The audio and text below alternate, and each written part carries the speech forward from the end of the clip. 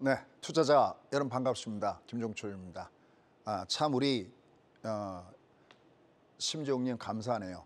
제가 사실은 미국 가 있으면서도 너튜브를 통해서는 계속 어떻게 시장을 대응해야 되는지를 계속 말씀드렸거든요. 이 장은 올라갈 때마다는 아직까지는 국내 시장은 매도 쪽, 관리 쪽을 해야 된다.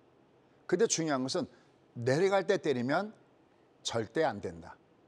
오늘 왜 그런지 좀 더 디테일한 그 상황이 담겨져 있습니다. 항상 우리가 보는 것은 why, 왜 그런데요? 그걸 내가 알아야 내 아들, 딸들한테도 성공할 수 있는 투자, 또 만약에 여러분이 잘하고 있다면 여러분의 성공 투자, 만약 잘못하셨다면 무엇 때문에 실패했는지 그걸 알아야 성공적인 재테크를 할 수 있지 않나 하는 생각을 합니다. 자, 조금 전에 말씀드렸지만 미국의 PPI가 잘 나왔습니다. 그러니까 시장의 예상치보다 약간 아래로 내려왔죠. PPI 그러면 딱 떠오르는 게 뭐죠? 그렇죠. CPI의 선행. 어차피 생산자 물가 지수는 나중에 소비자 물가 지수의 전이가 되기 때문에 시차를 두고 나타나기 때문에 이게 어느 정도 잘 나와야 되는데 CPI의 만회적인 요인을 PPI가 플라스틱 요인으로 풀어내면서 오늘 미국 시장은 또다시 위로 상승한 것 같습니다. 항상 미국 시장을 볼 때마다 사실 오늘도 방송 들기 전에 벌써 한 8년 이상 된 것 같습니다. 뭐 우리 사회자님한테도 계속 항상 보기만 하면 뭐 투자해라? 스파이. 그렇죠. 스파이 투자해라. 심지어 제가 여기서 종목을 말씀드리면서도 스파이를 갖고 있지 않는 사람은 그분은 진짜 스파이다라는 그런 쪼크 아닌 쪼크도 했는데 미국 시장을 보면서 참 부러운 그런 흐름을 갖고 있습니다. 근데 뭐 부러워할 게 없습니다. 왜냐하면 지금부터라도 시작하시면 됩니다. 예. 왜냐하면 미국 시장의 흐름의 모습은 S커브의 모습을 갖고 있습니다. 다만 국내 시장도 지금 도망가면 안 된다. 그러니까 위에서는 매물이 있는데 그 매물이 있는지도 왜 제가 말씀드릴게요. 우리는 왜 자꾸만 올라갈 때 매물이 있지? 왜 매물인지도 그걸 여러분께 설득을 해야 얘는 아직까지 올라갈 때 내가 좀 줄여야 되구나. 근데 내려갈 땐 다시 저점의 매수 자리를 주고 있는데 이게 왜 그런 모습을 주고 있느냐라는 것을 내가 철저히 알아야겠죠. 어쨌든 지금은 도망가면 안 됩니다. 내려갈 때는 항상 저점 매수가 앞으로도 계속 작용될 가능성이 높은데 어떤 부분들인가 오늘 타이틀에서 한번 살펴보겠습니다. 첫 번째, 피벗. 자, 요새 피벗은 말 그대로 글로벌 피벗이죠.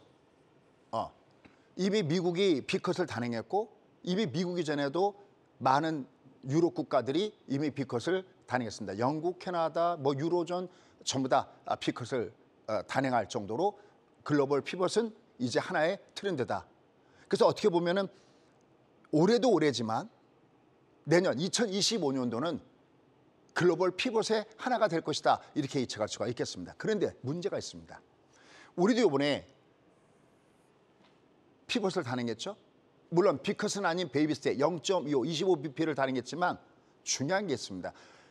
우리가 피벗을 단행한 거와 미국이 피벗을 단행한 것에서는 커다란 차이가 있습니다. 여기서 바로 왜 우리는 아직까지 이 모양인데요? 라는 게 나옵니다. 물론 거기에 주범 중에 하나는 바로 그 오만 전자 때문에 그런 거죠.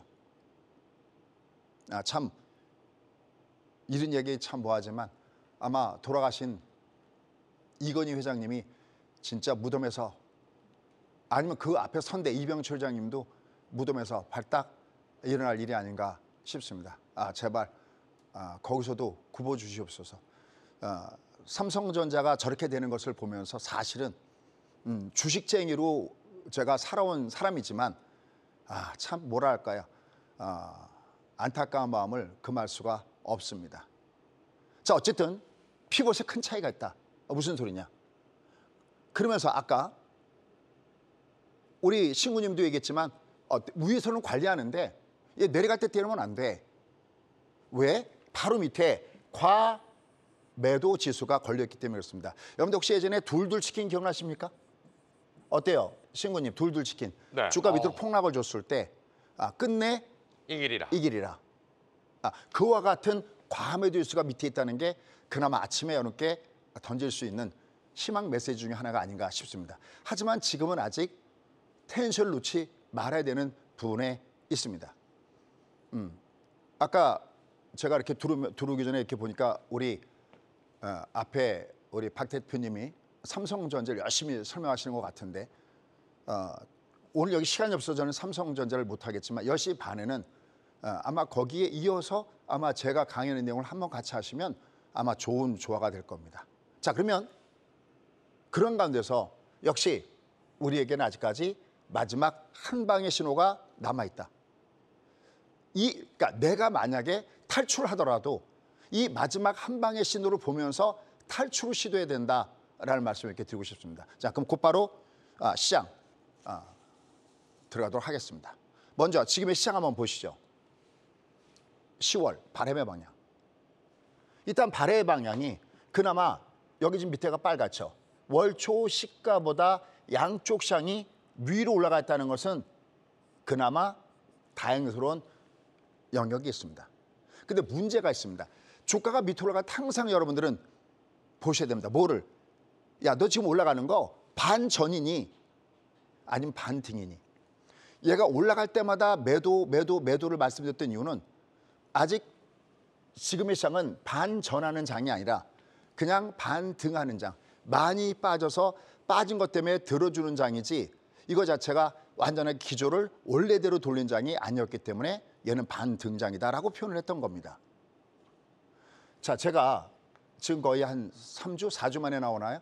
한 달 만에 나오는 것 같은데 아마 제가 마지막 10개 방송을 드렸을 때가 어떤 거였었냐면 여기 지금 주가가 위로 올라갔을 때 여기가 매도존입니다라는 얘기였죠.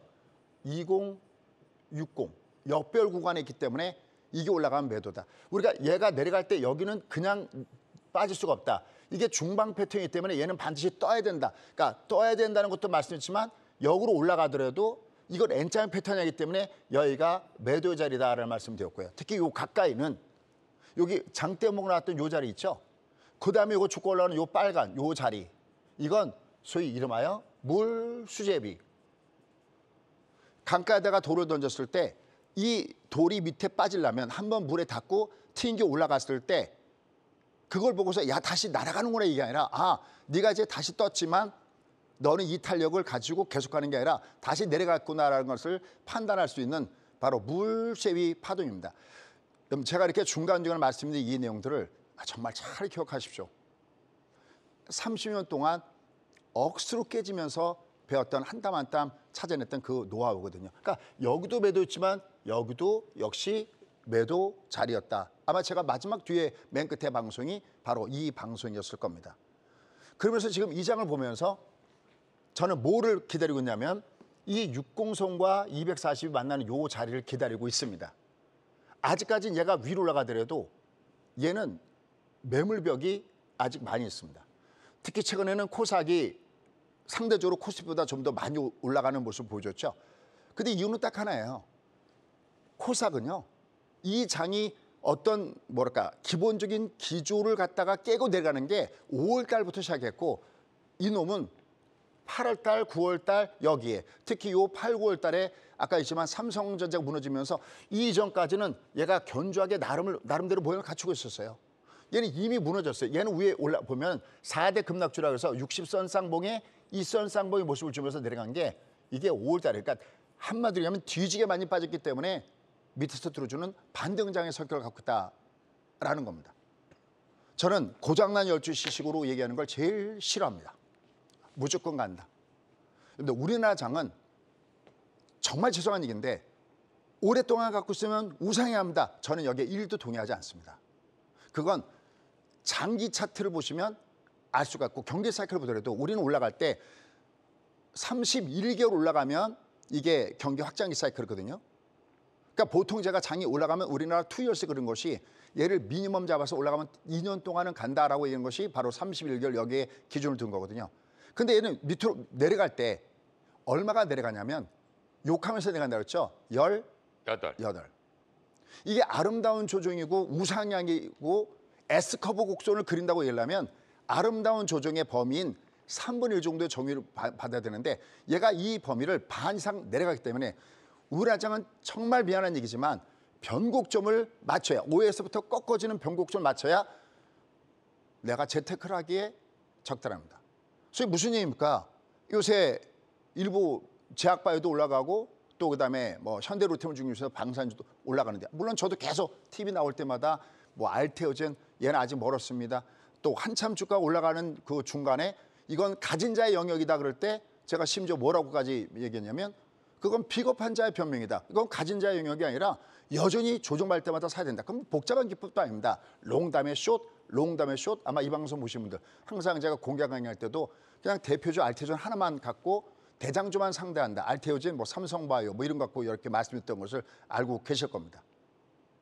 하지만 그거는 그렇다고 해서 전 재산을 거기다가 다 몰빵을 치고 그런 분들은 일반 투자자분들은 거의 없잖아요. 이것도 사고 저것도 사고 이렇게 갖고 있을 때 결국 내가 갖고 있을 때 돈을 벌기 쉬우려면 내가 갖고 있는 평균치인 시가총액인 이 차트가 올라가 줘야 그래야 돈 벌기 쉬운 거거든요. 그러니까 항상 얘는 시가총액을 분석한다는 점에서 상당히 중요한 의미점을 갖고 있다는 것을 절대 놓치지 마시기 바랍니다. 근데 이 장이 이번 달에 발해 방향이 위다. 오케이, 굿. 근데 이게 하락장이든 상승장이든 항상 주가는 어떻게 움직인다는 사실 아시냐면 지그재그로 움직이거든요. 상승장일 때도 지그재그로 움직여서 상승장에서도 조정이라는 게 있고요.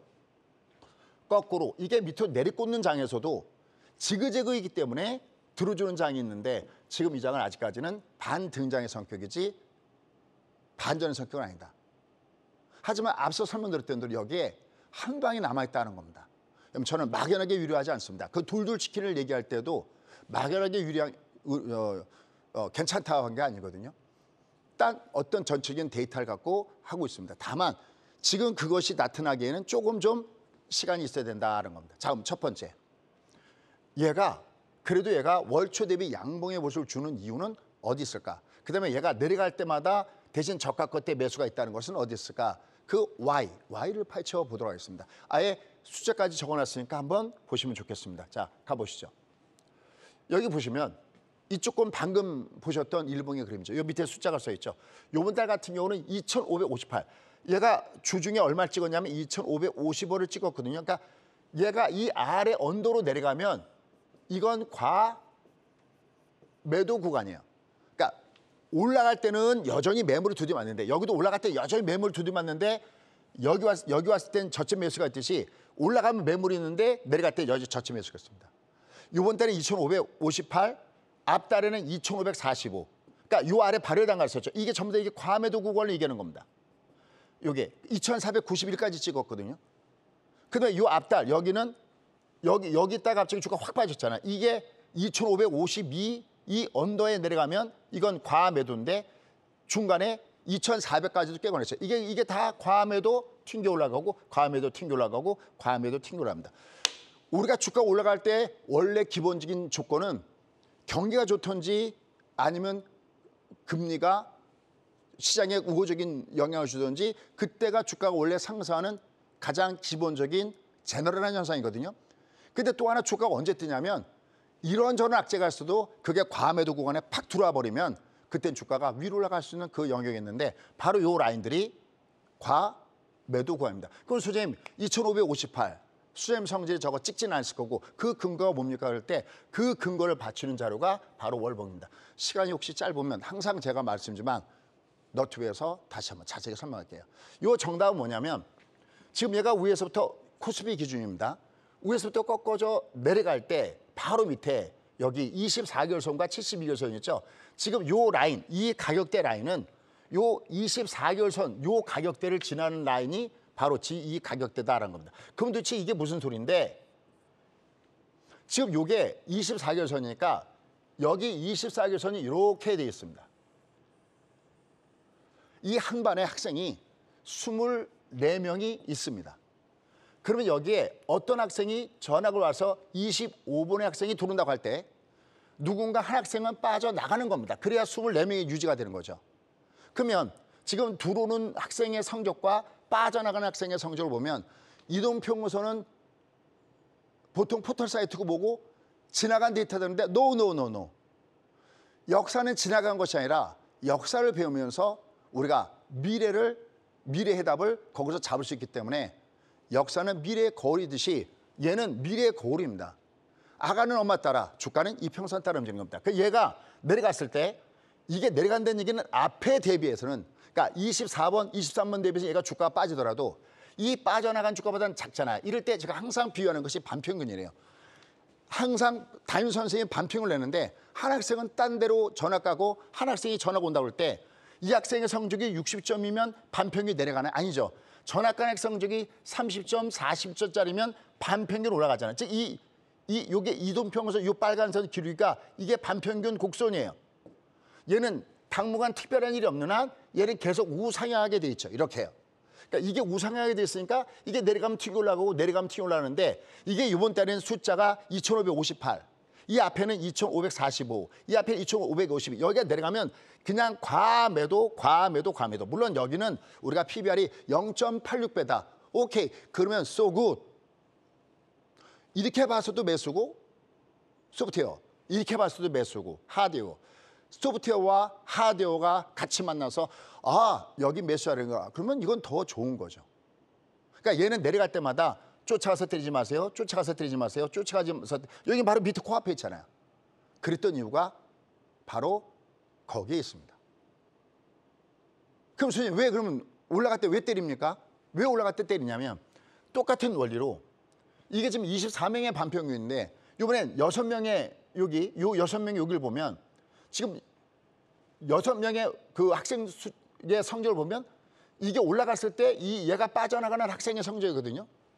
그럼 얘가 올라와서 요번에 성적이 지난번에 50점에서 60점으로 올라와도 이 빠진 학생 성적이 80점짜리, 90점짜리가 빠져나가니까 반평균 내려가겠죠. 즉, 이 5명의, 6명의 반평균이 내려오고 있거든요. 그러니까 얘는 내려가면 여기에 걸리고 올라가면 여기 걸리고. 그러니까 얘는 주가가 요 사이에서 박스권에서 내려가면 올라가지고 올라가면 내려가지고 이게 당분간 지금 보셔도 당분간 계속될 수밖에 없잖아요. 이 간격이 있으니까. 결론. 그러면 당분간 시장의 장세보다는 종합주가지수 장세보다는 당분간 종목 장세는 계속 되겠구나. 이게 그나마 다행이죠. 왜냐하면 만약에 시장이 붕괴되면서 내려가잖아요. 그러면 방송용으로서 적당치는 않지만 여러분들 이해를 돕기 위해서 정수의 팍고치는 표현을 할게요. 이게 시장이 이렇게 내리꽂아 버리면 어떤 밑에 밑도 끝도 없이 그냥 쭉 빠져버리면 갭을 주고 뭐고 진짜 개뿔입니다. 가는 게 없어요. 그냥 와장창 순서를 정해갖고 도미노 패턴으로 와장창 무너지는데 얘는 올라갈 때 막혀있는 건 맞지만 내려갈 때도 지금 장은 어떻게 하고 있다? 들어주고 있다라는 겁니다. 여기에 우리가 드디어 금리 인하를 당연했습니다. 이건 좋은 거 하나 나쁜 거 하나 섞여 있습니다. 도대체 뭐가 좋고 뭐가 나쁠까요? 이게 이해가 돼야 됩니다. 외워서는 되지 않습니다. 모르고 번 돈은 내 돈이 아닙니다. 결국 얘는 이번 달에 2558이라는 숫자를 기억하시면서 보시면 돼요. 똑같은 원리로 코삭을 풀어놨는데 이것까지 하려고 보면 저 뒤에 가서 아무것도 못합니다. 이건 제가 뒤에 필요하시면 너튜브에서 다시 한번 2탄 방송에서 자세하게 얘기하도록 하겠습니다. 자, 그럼 이제 좀 더 중요한 거로 들어가도록 하겠습니다. 내가 하드웨어만 갖고 되지 않습니다. 차트만 갖고 되지 않습니다. 그 차트를 만들고 있는 소프트웨어적인 내용은 도대체 뭐가 아니냐라는 거죠. 그럼 이번 달에 주가가 그래도 위로 조금씩 들어주고 있는 요 배경은 바로 일단 얘가 여전히 so good, 좋습니다. 얘는 월봉을 그려놓으면은 그래프가 너무 작아질까 봐 월봉 대신에 밑에 이게 마틴 존이라고 하거든요. 120서부터 이게 120이고요. 240. 이게 내가 일봉을 볼 때 지금 얘가 파동이 아닌 항상 그러니까 저는 일반 투자자분들이 왜 아직까지 헤매고 있는지 이게 도대체 뭐를 공부해야 될지 왜 뭐가 엉터리 공부가 되는지를 알고 있는데 그럼 왜냐하면 저도 똑같은 길을 걸었기 때문에 그 가장 큰 이유 중에 하나가 뭐냐면 추세와 파동을 구별하지 못하는 겁니다. 지금 얘가 위에서부터 이렇게 미국도 얼마 전에 이렇게 훅 빠졌었잖아요. 이렇게 마틴 구간으로. 이렇게 내려왔을 때 얘가 출렁출렁거린 얘가 이 위에 게 파동이고요. 밑에 유유히 흐르는 소위 스트레이트 라인으로 움직이는 것이 이게 추세입니다. 꼭 이렇게 추세와 파동을 같이 보셔야 됩니다. 여러분들 추세와 파동이라는 단어 자체도 생소하다. 그러면 이미 시작부터 그분은 깨지고 시작하는 겁니다. 지금 추세가 어떻게 돼 있지? 지금 파동은 어떻게 돼 있지? 얘는 지금 좋은 게 추세가 우상향하고 있는데 이렇게 일선 위에 있을 때 얘는 이게 파동도 같이 동방향에 있습니다. 그럴 때 여기 중요한 숫자가 하나 있습니다. 여기 보시면 5,680 S&P 500 선물 기준입니다. 그래서 이건 뭡니까? 제가 미국 가 있는 동안에 거의 매일매일 풀어줬던 게 요거였어요. 요 날이 뭐냐면 미국이 빅컷 단행했던 날입니다. 그럼 자, 우리가 이런 얘기를 한 번 정도 들어봤을 겁니다. 너튜브 상에서 나름대로 이런 깨나 있는 분들은 한결같이 이 말씀하실 겁니다. 금리 인하를 했을 때 그 금리 인하가 호재일까 악재일까? 여러분의 선택은? 이럴 때 예, 호재요. 예, 악재요. 또 누구는 금리 인하가 되면 좋습니다. 호재입니다. 어떤 분은 저쪽 2017년, 18년도 트럼프 재임 시절에 금리 올려도 주가 올라갔던 걸 얘기하면서 금리는 호재입니다. 노, 노, 노. 빵점짜리입니다. 예전에 개그 프로 중에서 기억에 남는 말이 그때그때 달라요. 즉 금리 인하를 했을 때 그 금리 인하의 배경이 어느 쪽이냐라는 겁니다. 한 번씩은 들어보셨죠? 만약에 여러분 듣고 계신 너튜브에서 그냥 그거 없이 금리 인하가 좋아요, 나빠 그러면 죄송하지만 그 너튜브는 끊으십시오. 찍기 방송입니다. 그게 무료라고요? 여기 돈 깨지는데 그게 무료입니까? 무료가 절대 아니죠. 항상 우리가 예측이 틀릴지라도 그 예측에는 어떤 근거가 있어야 되고 그 근거를 잡기 위해서 많은 서브 데이터가 필요한 겁니다. 저도 많은 서브 데이터를 줍니다. 그거 하느라고 시간 많이 걸리는 겁니다. 그럼 자, 결론. 미국 가서 얘만 무사하고 있었는데요. 얘가 이렇게 조정받을 때 보통 이렇게 얘도 처음에 월초에 조정받으면 나쁜 멘트가 나가기 마련이잖아요. 아마 지금 이 방송 듣고 계신 분 중에서도 저희 찐팬분들은 계속 방송을 들으셨을 겁니다. 얘가 이렇게 월초에 날아가는데 not bad, 나쁘지 아니하다. 왜? 얘는 오히려 퍼펙트 패턴을 만들기 위해서 내려가고 있다. 퍼펙트 패턴은 뭐냐면 마틴 위에 62 N자 상방, 60 N자 위에 22 상방 N자, 20 위에 5가 N자를 만들기 위해서 이게 중방이니까 N자를 만들기 위해서 조정받는 거니까 나쁘지 아니하다라는 말씀을 드렸어요.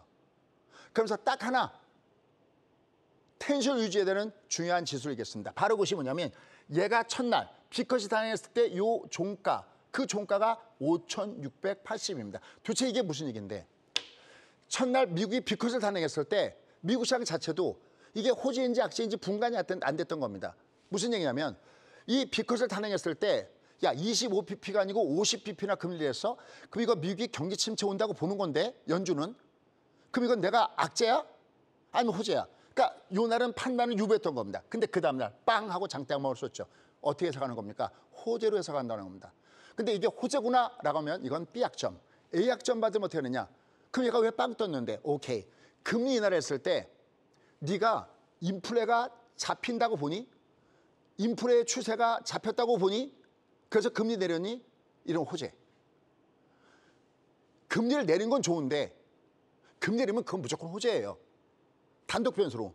근데 금리를 내렸을 때 그 금리를 내린 배경이 경기가 붕괴가 돼서 경제가 침체가 돼서 금리를 내렸으면 금리 인하로 인해서 유동수를 공급하는 건 호재인데 경기 악재가 더 크니까 제가 맨날 얘기했던 산물 더운물 이론 주가는 밑으로 폭삭 주저앉는 겁니다. 그게 바로 2001년도, 2001년도에 6.5에서 금리를 1% 내린데도 주가가 폭삭 주저앉았던 이유와 2008년도에 5.25에서 금리가 제로금리까지 금리를 내리는데도 주가가 폭삭 주저앉았던 그 이유가 찬물 더운물 이런 금리 내리는 건 호재인데 경기 악재가 더 악재돼서 내려간 겁니다. 얘는 주가가 떴다는 얘기는 물론 경기 침체는 아니어도 경기 둔화는 나타나고 있고 고용도 둔화는 나타나고 있었기 때문에 제롬 파웰이 잭슨 미팅에서 했던 대로 그러니까 이거는 호재 악재가 두 개였구나. 근데 얘가 올라갔다는 얘기는 경기 침체에 대한 악재성 제로 내용보다는 금리 50 빅컷을 한 것이 또 호재다라고 본 겁니다. 결론, 이때 당시에 미국은 경기 침체라고 보지 않는 얘기죠. 경기 둔화는 오케이, 인정. 경기 침체, 노, 인정 못해. 이게 올라가다가 내려갔을 때 만약에 이 앞으로도 마찬가지입니다. 앞으로 주가가 잘 올라가다가 어느 날 원데이 진짜 주가가 왔다 갔다 하다가 여기를 깨고 이렇게 내려가게 되면은 빅컷이 악재가 되는 해석이 되는 겁니다. 내가 예측해서 찍을 수 있는 영역이 있고 내가 대응하는 영역이 있어야 되는 겁니다. 그러니까 얘가 여기를 깨지 않는 이상 결국 튀기 올라가는 겁니다. 결국은 미국의 금리 인하는 아까 금리나 피벗 차이가 크다. 얘들은 경기 침체 쪽보다는 물가 안정 추세. 물론 최근에 CPI가 나오면서 약간 이거 물가가 잡힌 거야? 라고 했지만 최소한 물가 안정 추세에 들어갔다라고 보는 게 바로 이들의 시각이 됩니다. 이걸 한 가지의 장에서 정리했습니다. 최근에 9월 CPI가 2.4 상승. 이게 예상치를 위로 올라가면서 이거 물가 안 잡혔네. CPI도 3.3 상승하면서 안 잡혔네. 예상치를 상향해서 나오니까 야, 요번에 연준이 비컷한 거 이거 50bp 내린 거 이거 잘못한 거 아니야? 거기에 대표적으로 연준을 까는 것이 누굽니까? 트럼프죠. 이거 이번에 제롬 파웰이 해리스 도와주려고 한 거야 라고 얘기까지 나온 이유가 바로 그런 부분이 있었던 거죠. 하지만 여기에 내놓고 이게 나왔을 때 서로 다른 의견을 내고 있는데 보스 총재 같은 경우에는 원래 굉장히 비둘기파적인 성향을 갖고 있었던 분인데 이번에 남은 2번의 연준 회의 중에서 한 번 정도는 금리 인하가 없을 수 있다라고 약간 한 발 뒤로 물러선 반면에 구스비 총재 같은 경우는 무슨 소리야? 이건 잠깐 동안 왔다 갔다 하는 거고 장기적으로는 물가는 하향 추세에 있어. 모양을 보면 쭉 9.1서부터 하향 추세에 있는 건 맞잖아요. 그렇죠? 여기 놓고서도 약간 얘기가 왔다 갔다 하는 모습을 주고 있습니다. 이런 가운데서 신규 실업 청구 수가 25만 8천 건 나오면서 1년 이내 최고치를 지키니까 야, 고용은 악화되는 거 아니야? 그러면 잘못하면 물가는 올라가고 고용이 꺾어지네? 야, 이거면 스태그플레이션 나오는 거 아니냐? 그게 아니라는 거죠. 여기 오늘 PPI가 예상치를 전월 대비 부합, 예상치를 하회하는 모습을 보여줬습니다. 물론 아직까지 여기 기대 인플레이션을 보면 예상치를 뛰어넘고 있고 소비자 심리지수는 71.02 예상치였는데 이게 내려가니까 여전히 경기에 대한 논란이 있습니다. 하지만 우리가 사실 어떻게 보면 우리가 미국의 경제를 맞추려고 하는 것이 아니라 미국의 주가, 여러분께서 미국 투자하시는 분들은 미국의 성공적인 투자를 하기 위해서 또 우리나라 시장에 어떤 영향을 주는가를 분석하기 위해서 보는 건데 최소한 미국의 주가, 미국의 시장을 움직이는 사람들의 메이저급들의 시각은 뭐 별별 뉴스가 나오고 있지만 시장은 여전히 이번에 금리 인하를 경기 침체에 대한 쪽보다는 경기 둔화. 어차피 이미 제롬 파웰이 물가를 잡기 위해서는 경기 침체까지도 각오한다라고 했던 멘트가 있었기 때문에 이건 지극히 당연한 거죠. 근데 경기 침체 없이 물가를 잡았다면 이건 스스로가 자화자찬할 수도 있는 이런 이 구간까지 와 있다라는 겁니다. 그런 상태 속에서 우리도 이번에 금리를 인하했습니다. 금리 인하하기 전에 우리도 논란이 많았죠. 왜? 우리 가장 문제가 되는 게 뭐죠? 가계부채 문제, 그다음에 부동산 문제. 그런데 여기에 그래도 이제 앞으로 이게 금리를 인하게 되면 환율이나 이게 굉장히 힘들 텐데 괜찮을까 했을 때 아주 뜻밖의 큰 호재가 터졌죠. 지금은 안 나갈 겁니다. 이게 왜냐하면 내년 11월부터 하는 거기 때문에 지금 안 나갔지만 바로 바로 어떤 부분들이 있었냐면 우리가 국가벌 WGBI에 편입되는 쾌거를 이루었죠. 자, 어쨌든 이런 가운데서 여기 시총의 주요 종목을 한번 보도록 하겠습니다. 그러면 테슬라는 오늘 밑으로 내려왔죠. 하나 여기 꿀팁을 제가 제공하려고 여기다 하나 넣어놨는데 마이크로소프트도 이번 달에 내려오고 있죠. 이건 발해 방향이 아래입니다. 똑같은 미국 시장이 올라가더라도 얘는 발해 방향이 아래를 향하고 있고 엔비디아 원픽이었죠. 올해 김 수장 당시 제일 잘한 게 뭘까? 엔비디아 가면 어떤 레벨? 우리가 그때 당시 $500를 돌파하게 되면 어나더 레벨. 그죠? 지금은 $50죠. 얘가 지금 현재 $130를 넘고 있습니다. 월초 양이죠. 여기다가 다음 주에 실적 발표한 TMC도 월양. 그러니까 시총의 주요 종목을 보면 일부는 내려가는 종목도 있지만 일부는 위로 올라가는 종목이 있으면서 전체적으로 시장의 합이 위로 플러스를 보여주고 있습니다. 그러니까 내가 배팅을 쏠 때 야, 나 지금부터 어떤 종목을 배팅을 쏠까? 그럴 때 여러분들은 바로 월초 대비 위에 있는 종목을 중심으로 해서 여러분이 보시면 될 것 같습니다. 이런 가운데서 방금 얘기했던 대로 한은이 결국은 금리를 내렸습니다. 자, 근데 여기서 아주 중요한 게 있습니다. 이거는 분석할 필요가 전혀 없어요. 이미 금통위원이 이번에 금리 왜 내렸니? 그럴 때 아예 우리 내수가 너무 부족해. 내수 경제가 너무 위험해요. 그러니까 경제를 회복시키기 위해서 금리를 내릴 수밖에 없었다라고 얘기를 하고 있습니다.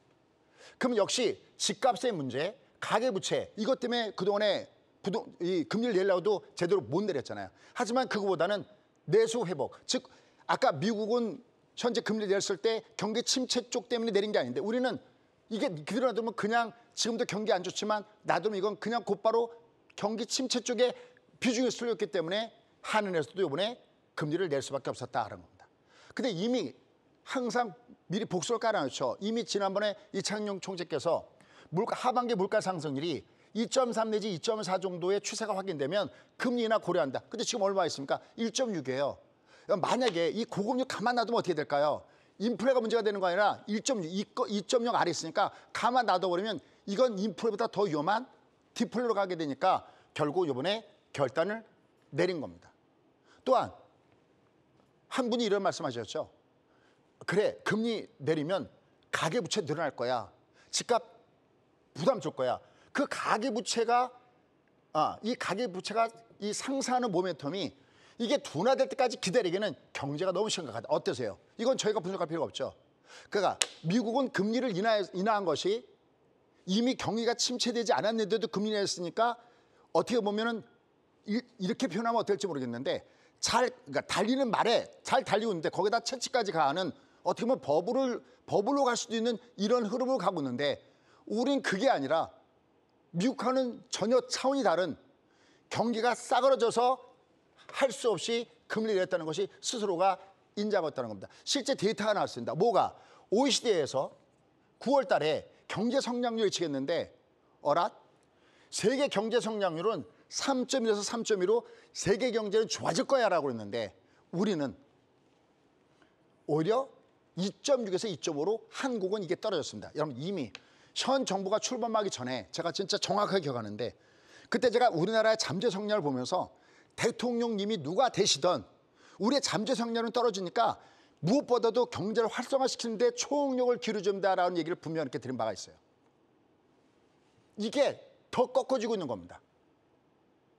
그러니까 우리도 이미 미국이 피크를 했는데 그 전에 아까 했던 대로 영국, 캐나다, 기타 유로존들이 먼저 피벗을 단행했습니다. 근데 여기서 한 가지 우리가 참조할 만한 좋은 데이터가 나왔습니다. 그러니까 여러분들 왜 금리 인하를 했을 때 일부에서는 야 지금 이거 금리 인하할 때야? 이거 집값 부채질하는 거 아니야? 저거 제정신아 이렇게 할 수도 있지만 일부에서는 야 1.6이야? 이거 금리 내리는 거 너무 늦은 거 아니야? 이렇게 보는 시각도 있고 또 하나 아주 다양스러운 데이터는 뭐냐면 여기 좀 한 글자가 빠지는 것 같은데 각자 역할론 무엇이냐면 한은은 한은의 역할을 하고 한은은 물가를 잡기 위해서 총력을 기울였는데 물가가 잡혔어. 그럼 한의 역할은 이제부터는 경기를 활성화시켜서 금리를 내렸어. 그럼 나머지 집값과 가계부채?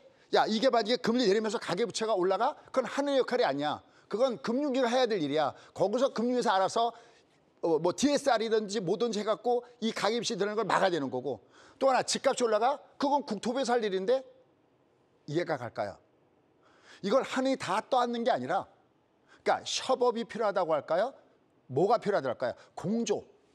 공조가 필요한 거죠. 근데 이미 우리보다 먼저 금리를 내린 다른 나라들의 영향을 보니까 금리 내린 다음에 어떻게 될까 보니까 이게 제어가 되더라는 얘기죠. 그러니까 사실 이제부터는 공은 한은에 있는 게 아니라 어디 가 있는 걸까요? 금융위나 아니면 국토부나 이런 데서 얘를 어떻게 제어할 것인가라는 겁니다. 여기 보셨지만 이게 내려갈 때까지 기다리기에는 우리나라의 경제가 아주 한마디로 작살난다고 이미 자기들 스스로가 인정한 대목이 바로 저기에 놓여져 있다라는 겁니다. 거기에다가 금리 낼 때 결정적으로 도움을 준 것이 아까 얘기했던 대로 바로 요겁니다. 우리가 세계 국채지수 3대 지수라고는 여기에 우리가 편입이 되면서 디폴트 위험을 낮췄고 외환시장에서 바로 이것은 대단한 성과를 이뤘다라고 하고 있습니다. 이제 우리나라가 들어가면서 총 26개국이 이 3대 채권 지수 들어갔습니다. 이제 우리도 선진국의 클럽으로 격상된 부분이 있고 소위 얘기하는 코리아 디스카운트도 해소되고 있고 여기에 추정하는 자금이 많게는 한 4천억, 우리나라 돈으로 한 4천억 정도가 여기를 쫓아다니니까 이제 앞으로 우리나라 외환시장도 상당히 안정적인 이런 것이 기대된다. 그러니까 우리가 이제 이게 내년부터인데 내년에 딱 되자마자 하는 게 아니라 미리 선행성이 있다고 했을 때 이런 것들이 알게 모르게 시장에 환율 시장에 점차 안정적인 모습을 줄 가능성이 있다라는 쪽에서 긍정적인 모습을 우리가 기대할 수 있다고 보셔야 되겠습니다. 그게 우리가 쉽게 얘기하면 이게 2.2% 정도로 하면은 한 80조 원 정도의 여기 자금이 들어오는데, 그러니까 미국이 40이다 그러면 누군가가 100조 원 정도의 자금을 움직인다면 이걸 벤치마크해서 40조는 미국으로 들어가는 거고 우리는 한 2.2조가 일로 들어오게 되는 거죠. 그런 점에서 이번에 이것은 중장기적으로는 굉장히 큰 호재가 될 가능성이 없습니다. 그런 관점에서 이제 다음 주에 우리가 직접적으로 영향을 주는 것은 9월에 소매 판매, 뭐 제조, 뭐 이런 거, 신규 수락, 그다음에 옵션 만기 때 또 많이 흔들리겠죠. 또 TSMC를 중심해서 여기 보면 이건 나중에 돌려보기 위해서 한번 보시면 좋겠습니다. 이렇게 실적 발표를 하면서 다음 주 이벤트 같습니다. 결론. 자, 말씀드렸던 대로 얘는 내려갈 때마다 이 장은 여기처럼 이렇게 훅 무너진 장이 아니다.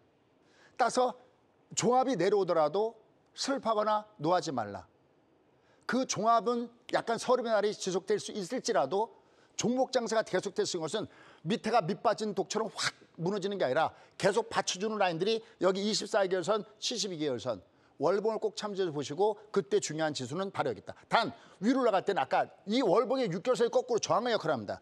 월봉의 6개월선은 한 달은 20일이니까 120이죠. 이게 올라갈 때 이 100에서 두루맞고 있고 얘도 올라갈 때 여기서 두루맞고 있고 이게 올라가도 여기가 두루맞을 가능성은 아직까지 높습니다. 그래서 주가는 계속 위아래 약간 등락을 보이는 이런 박스권 장세가 될 가능성이 높습니다. 하지만 거듭 얘기지만 지금 이 장을 쫓아가면서 매도를 때릴 그런 위치는 아닙니다. 그러면서 한 방이 남아있다는 그거는 바로 뭐가 남아있느냐. M파동이 남아있다는 거. 이미 여러 차례 말씀드렸던 이 M파동 구간이 아직까지 남아있습니다. 실제로 우리는 이 M파동 구간이 나타났던 것을 지난번에 둘둘 치킨에서 보셨죠. 여기가 둘둘 치킨이죠. 이게 5가 하방, 20이 하방인데 60이 중방일 때 주가가 위로 떠야 되는 이 부분이 있었고요. 또 하나 역사적으로 더 올라가면 2018년도에 기억나시죠? 신시어 우리에게는 아직까지 한 척이만 남아있습니다. 그다음에 주가 더 와랑창 무너졌을 때 여기 내가 땐 이건 한 척의 배가 아니라 세 척이 뽑는다는 이 한 방이 아직까지 국내 시장에서 남아있다는 거죠. 지금 당장 이게 나타나는 게 아니라 이게 거의 대두에 가까워져야 되는데 아직까지 이격이기 때문에 얘는 조금 시간이 필요합니다. 이건 설명드렸던 대로 제가 너튜브에서 10시 반에 좀 더 자세하게 설명을 드리도록 하겠습니다. 그 외에 나머지 내용들도 있는데 그 부분도 같이 한번 살펴보도록 하겠습니다.